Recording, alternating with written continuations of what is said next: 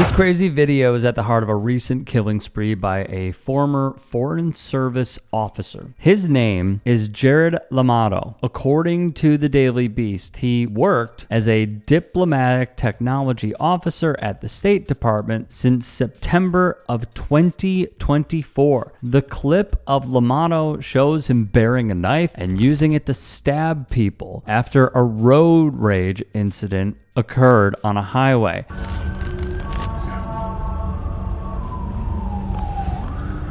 Can you open the roof thing?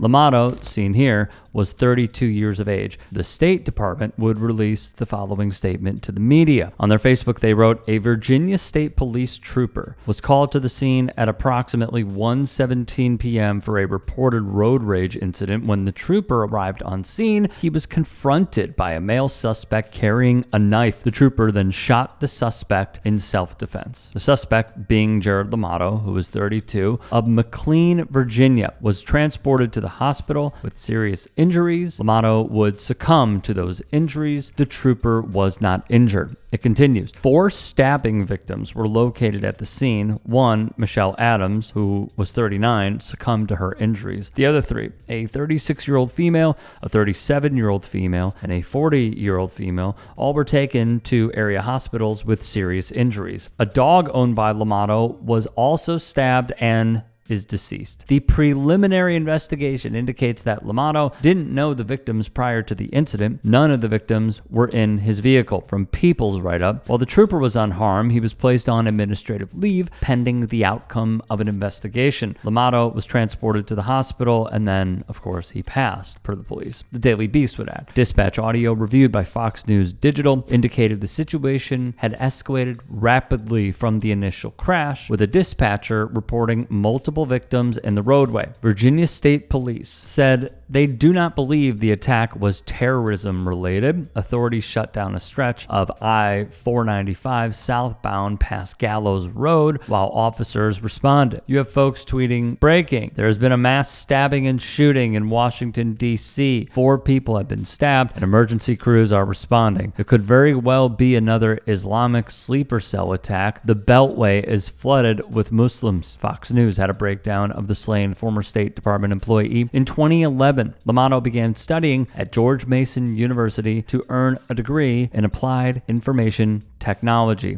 In 2015, Llamado graduated from George Mason University with that degree, and he said on LinkedIn that he graduated with a 3.76 grade point average, which landed him on the dean's list for 7 of his 8 semesters. He also said he graduated magna cum laude, June 2018 to June 2020, employed as an IT network engineer at ECC IT Solutions, LLC, June 2020 to October 2021, employed as a senior solutions engineer at R3 LLC. November 2021 to July 2024, he was employed as a senior network engineer at LMS Technical Services. September 2024 to March 2026, employed as a diplomatic technology officer at the United States Department of State. What I am curious to see at the end of the day is, what was this man's history? What was his trajectory? Were there other incidents that were reported? Were there other situations that coworkers may have taken in with this dude to say, yeah, you know, he's a little uneasy. He's on edge. He makes me uncomfortable. He makes my coworkers uncomfortable. There was a night out where he said some wild stuff. Because I fully comprehend people in this country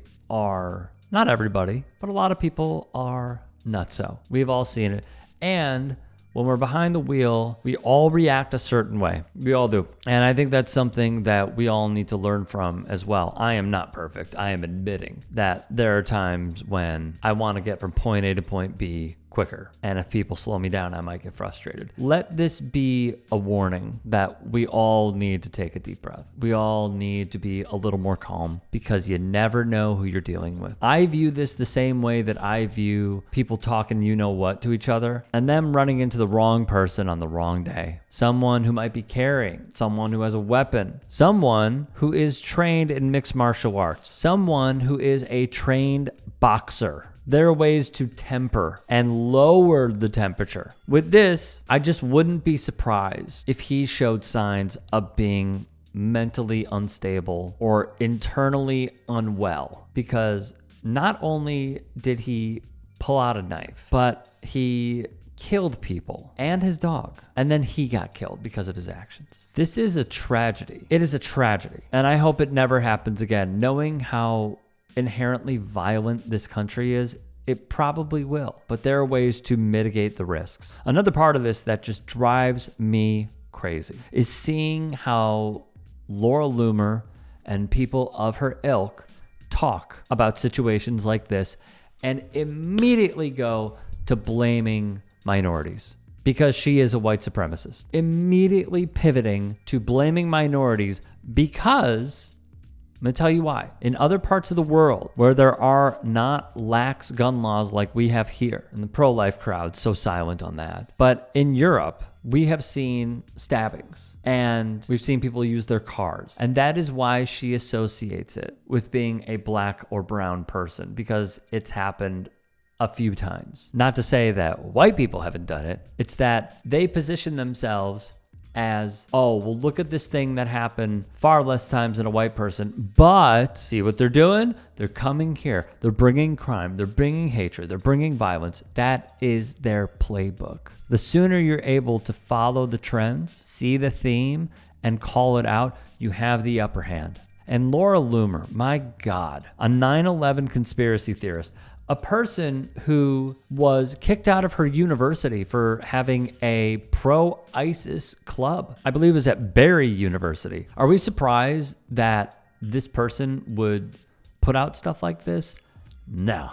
And a 10 out of 10 recommendation from me, block her. And try not to take in any of the very, very, very red pill alt-right content that she puts out, because it is quite literally terrible for your health. Hey, I appreciate you watching. Now, if you can, please do become a channel member by going to youtube.com/TYTSports and clicking the join button. If that's too much for you, you can just go to TYT.com/join to become a member. It helps all of us out here at the Young Turks and keeps our network afloat. In addition, you could follow me on my socials on Twitter, Instagram, and TikTok. Appreciate the love. Have a great day. Calling out elite people in comedy should be the rule of thumb. I think Donald Trump's hair is actually another creature. Yeah. The hair's like going, good night, Donald. Good night, Donald. Here we go. Maybe it goes out. It goes out and makes money while he's asleep. There is something about punching down that feels taboo, and punching up is the way to go. Crack's not really my thing, but if it was, it would be fine if I was on that side. Wow. Don Jr.'s on coke. We won with poorly educated. I love the poorly educated. I'm a very stable genius.